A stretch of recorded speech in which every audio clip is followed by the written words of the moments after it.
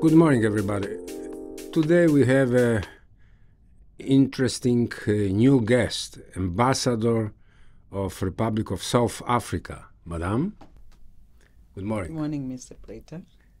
Could you tell us a little bit about your country? Oh, well, where do I start? South Africa is one of the most beautiful countries. We have the most advanced constitution. It is the constitution that is second to none. We have beautiful people. We have beautiful landscape. We have a lot of entertainment. And it's a multicultural country. We are united in our diversity. South Africa is one of those countries that you should put on your bucket list before you die. You must go to South Africa. I hope that everybody is listening carefully to us and watching us, first of all. United in diversity. Beautiful. It means how many cultures? All the tribes plus the immigrants? Well, that is difficult even to say. When you go to South Africa, you find every nationality that you can imagine around the world. But we have 11 official languages that official languages that every South African speak. But you find Italians, you find Greek, you find a lot of cultures intertwined into this one port called South Africa. Unbelievable. So many languages in one country. Okay, Madam Ambassador, how long have you been in Poland? And do you like the place where you are working? I've been here just over 2 years, and I'm finding the place to be a pleasant place. When I arrived here, it was a bit difficult because I arrived at the height of COVID. Everything was closed down. I was the only patron at the hotel for 8 weeks. I spent Christmas alone in a hotel. And it was a bit difficult for me until, they started opening up the airways, the restaurants, and I started knowing people, but it took like over 18 months to find my feet in Poland. But I find it very pleasant, especially in summer. Good. So pandemia was an awful experience for everybody, but especially for the newcomer like you. No, it was the most stressful time where I had to be confined into a small space with no one to talk to. The only saving grace was technology, because I could speak to my family on video calls. But it was also holiday season. I came in December, and even our embassy was closed. So I had not met my staff. I had not met my colleagues. I had not met anyone. So it was very, very difficult, but I survived. Yes, as I know you a little bit, I am absolutely sure of your capacity of surviving. So it was a difficult time to practice diplomacy as a profession with this separation from the society and including the police civil service. You're very correct. Diplomacy, it's about engagement, It's about communication. It's about making friends. It's about, creating strong bilaterals with your interlocutors, the host country. But I couldn't meet anyone then. So for me, it was very difficult to even know who are the people, the role players, because we were not allowed to meet. Even if when there was an opportunity to meet, it was limited to 5 people. And most people were really scared to meet, in person. And sometimes we would meet on Zoom, which would fail you most of the time. You find that the connection is not good enough, and you lose the sense of the conversation. So it was not an easy time. It took time for me to meet colleagues in diplomacy, in person, and also the interlocutors of the host country where I'm serving. But now you are recovering the time, making it up. You are very active, opening the promotion of the South African wines, participating in fashion shows. So you are one of the most active diplomats in Warsaw. Do you like the city of Warsaw? Yes, I do. I do. I think Warsaw is like any other capital. And it's not really different from where I come from. The high-rise buildings and the modern architecture, it's like I'm in South Africa. And I'm trying to make up for the time that I've lost to robustly promote South Africa in a form of going to events or promoting South African products like our wines. We have the most amazing wines in the world. We are rated among the 7th in the world who are promoting good wine. So we can compete with the best. And I found out that the more I promote South African products like the wine, people get to appreciate it, and they want more of that. And the fashion shows is also to promote our culture, our beadwork, the way we dress. And the fashion designers, they really appreciate that because it gives them, ideas of what to incorporate in their designs. I see. So you like the city, and the city likes you, the people, Polish people from Warsaw. Do they succumb to your charm? How do you feel among the Poles? How? Can I be honest with you? Please. When I arrived here, it was quite difficult. It was a culture shock because of the language, mostly. Most Poles don't speak English, or maybe they shy away from speaking English. But, I'm trying so hard to let myself be accessible.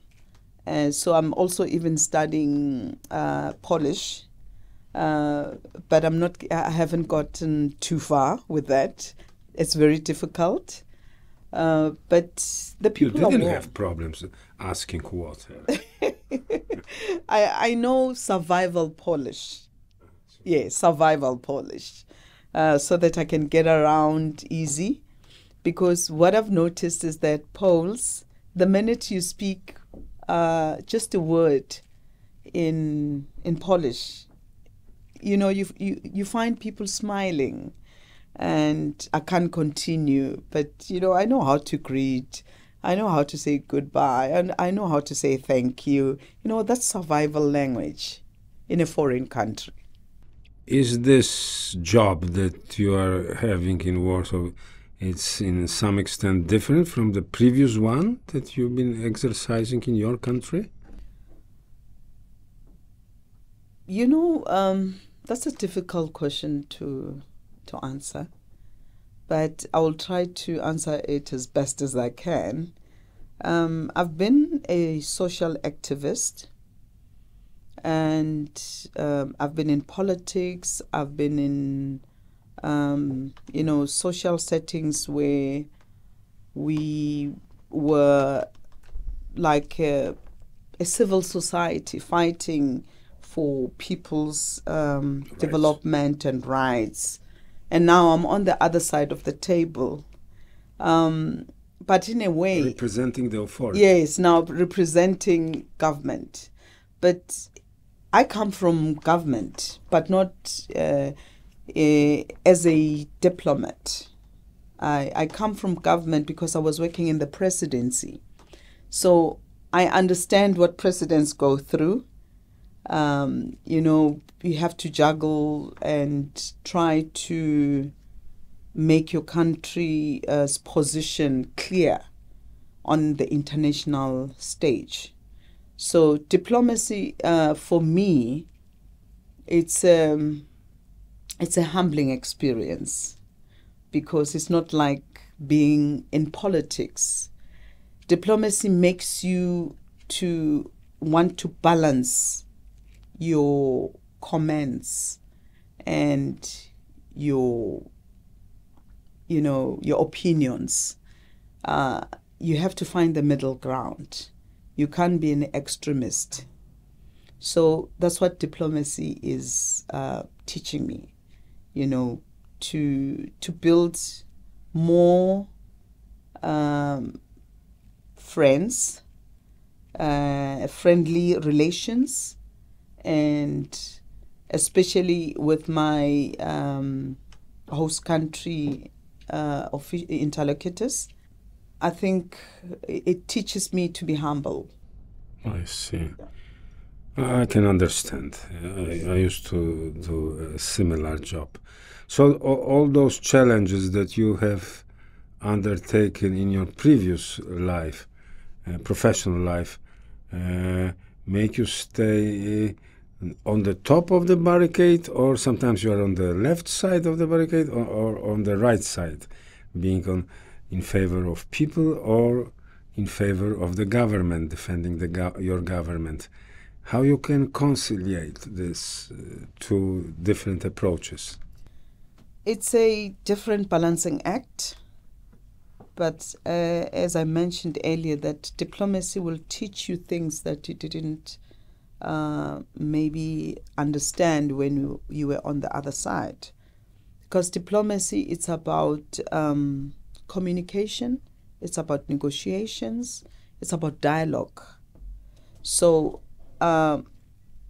my previous experience has brought me to this point where now I'm a diplomat and I can manage to balance, issues from the community side and from government.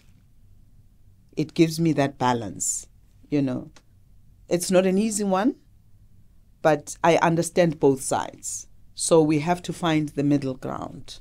That's what diplomacy is. So your previous experience, life experience, makes you to carry on your tasks in an easy way, much easier than a normal diplomat trained. I think so. I think so because I understand both sides of the coin, I understand when people are protesting, and I understand when government cannot provide for their needs, maybe in the immediate term, because in government there are processes, there are policies, there are laws that have to be passed. Then this is where diplomacy comes in, where you can sit both parties into a negotiating table and find an amicable solution. I call it amicable it might not be satisfactory, but amicable. I see. Now, you are a perfect negotiator. You will never say no. So you've been fighting for women's rights everywhere in your country, in the political life. And now tell me, how is to be a woman ambassador? Is different from the man ambassador? How do you see the difference? It's easier for you or more difficult? For me, diplomacy has no gender. If you're a diplomat and you are being sent by your country to represent your country, it doesn't matter whether you're a woman or a man. We are here to represent and push forward our national interests as ambassadors from different spheres, whether being female or male. For me, I don't see any difference, because it's about your country's interest that you have to represent and defend and promote. Okay, no doubt. You have to be a patriot, doesn't matter, regardless if you're a man or a woman. But in your country, are there many women that are applying for the job in diplomacy, that they want to join the Foreign Office? Yes, I'll say yes to that, because South Africa is one of those few countries that have made it a point that women are 50% represented, as starting from our parliament. It should be a 50-50 representation. So we have a lot of women who are representing South Africa in the diplomatic missions abroad. Do you have the same principle in diplomacy, 50-50? Like yes. In the parliament? Yes, it's a South African policy that policy. Women should be as equal as our male counterpart, because women and men, we take them as equal. They have the same capacity. Many years ago in Africa, I met a gentleman who was a president already. His name was Mandela. I was impressed because there was a semi-private talk. I was impressed not only with his vision of the world, his knowledge, but the ability to pronounce Polish names in a very correct way. So many names of the previous ancient Polish politicians. So it was for me an unforgettable experience. I would like to ask you: Did you meet your former president? You just mentioned one of my heroes. He's our father of democracy. That's what we call him, because he helped us to be ushered into the democratic South Africa we see today. And to answer your question, yes, I did. I was privileged to work with him in the Mandela Foundation with children. He was very passionate about young minds, about children, about their well-being. He even, there's a hospital named after him, the Mandela Children's Hospital. It's one of the only one in Africa, if I'm not wrong, that really concentrate on getting young people well, the treatments that they get with rare diseases. So I used to work with him, and as you correctly said, he had a very sharp mind. He had like a photographic mind. He never forgets a face. He never forgets a name. And he was a human being who cared about other human beings. He was excellent. He was extraordinary. You know, he was our statesman, and he became a world icon. We ushered into the democratic South Africa because of his vision, because of his, humility. And he took us to a better South Africa, a democratic South Africa where everyone had equal rights, you know. A man who suffered so much in the prison was a symbol of reconciliation. Exactly. A teacher of the reconciliation. Mm-hmm. Exactly. And very few men can do the same. You're very correct. You know, after suffering for long, human beings would tend to have that revengeful feeling, intention. Yeah. But he had this reconciliation, attitude that war will never take us anywhere. We have to get on the negotiating table to, understand each other and live with each other, in harmony. So he was a man of great vision and honor. We are eternally grateful to what he did for us. After watching personally from the close distance the reconciliation process in Angola after the many years of civil war, your reconciliation, I have personal impression that African politicians could play a major role in the international politics, helping others to reconcile both sides or find peaceful solutions for the international problems. African politicians could be more active in this field. Maybe they will. Now, changing the subject, going to the business area between Poland and South Africa, how do you assess the economic relations between Poland and your country?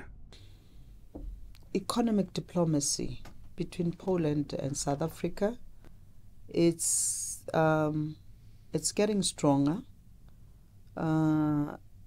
We are exporting a lot of South African products to Poland, and Poland is also exporting their products to South Africa, but we have more South African companies that have invested in Poland than Polish companies into South Africa. We are working on, changing the status quo, that we need more Polish people to come and invest in South Africa. We have so much to offer, and we are cooperating with companies or agencies like BAHI, the Polish investment agency.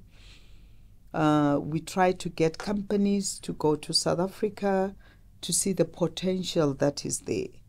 And we are making strides. We have had few companies that are very interested into investing into South Africa. And we are hoping that the appetite will increase as we, showcase what South Africa can offer. And in my opinion, I know we can do better. It's just that both countries need to put more effort into making the economic diplomacy a priority, and also, encouraging our business people to take an opportunity in whatever that we offer. So there are potentialities, but we are not using them. Yes, we're not. We are not. There's a big opportunity. I see Poland and Eastern Europe as a big market, for the African continent. And South Africa being the gateway to Africa and one of the strongest economies, we encourage business people from Poland to look at what can we offer. There are many opportunities from minerals, machinery, intelligence, AI, technology, agriculture, our wines, fruit. We are exporting quite a few fresh produce into Poland, machinery,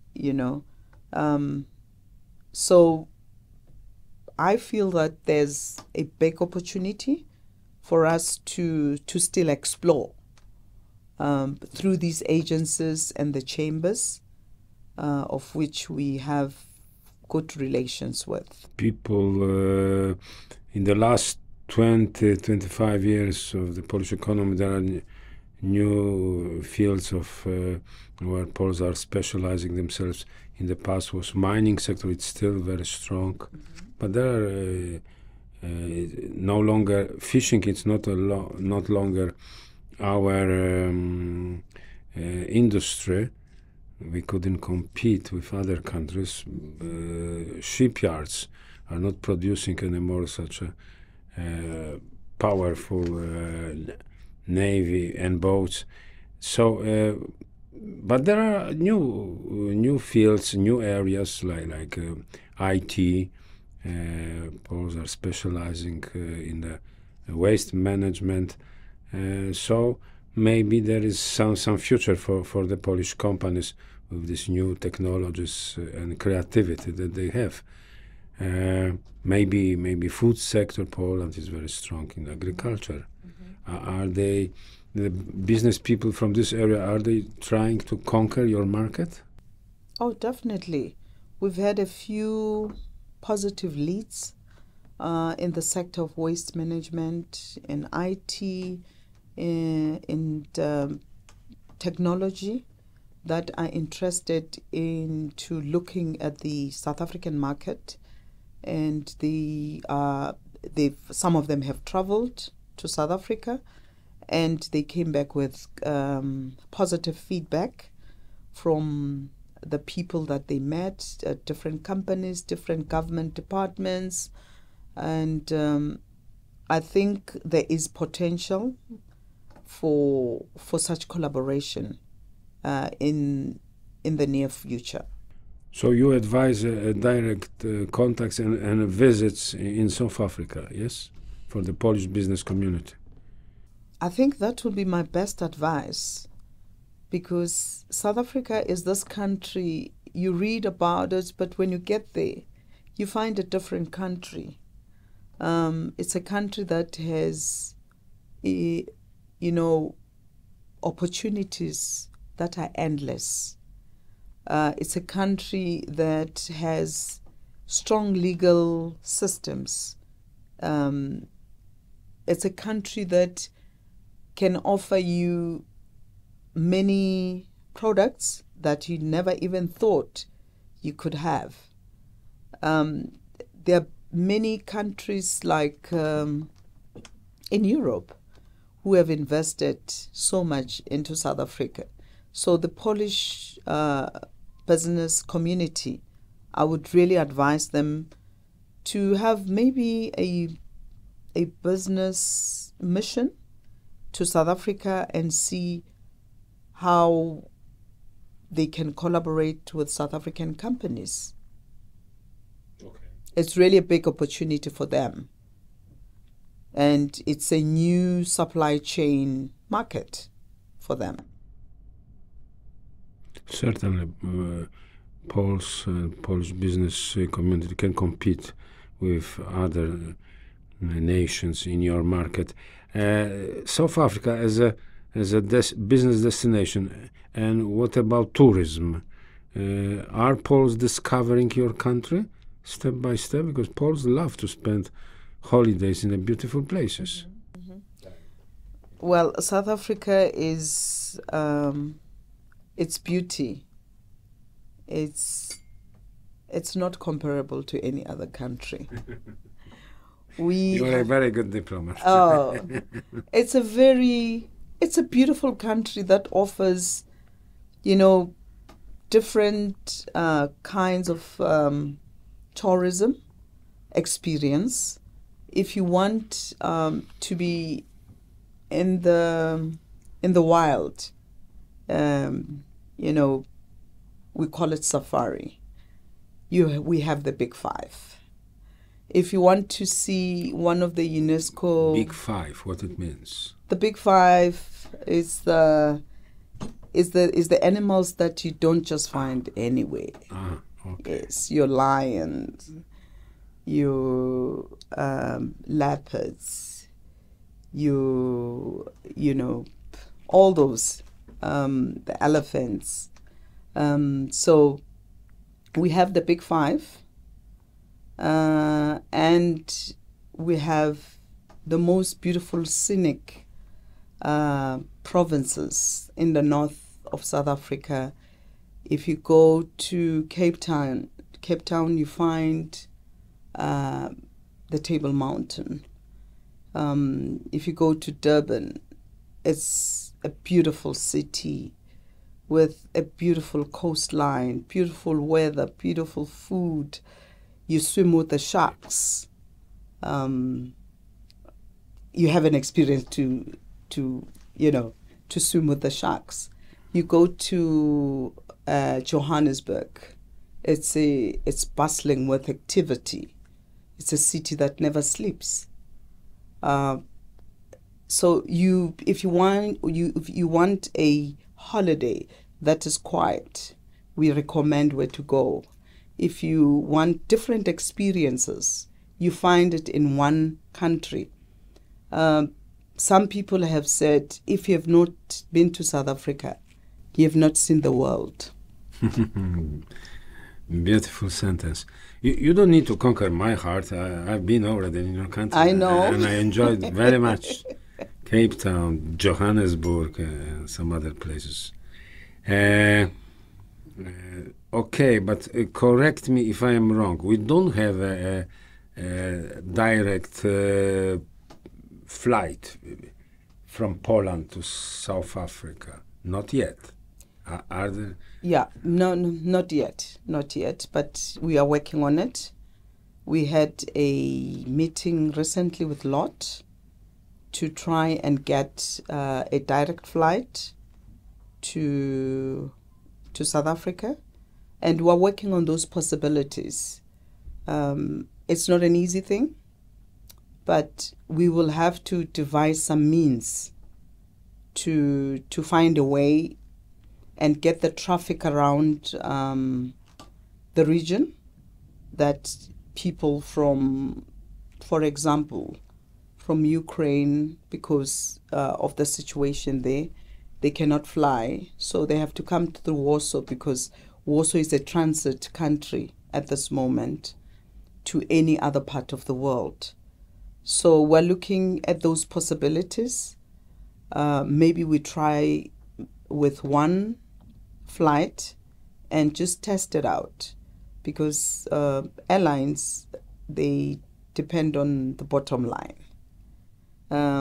The idea is fantastic, but if the bottom line is not speaking to them, then it's a loss for them. But we will try our best and find different ways of, making this a reality or a possibility. If South Africa as such ambassador like you, certainly will achieve this success for both of our countries. What I wish you from bottom of my heart. And I will be the first passenger on this plane. I know.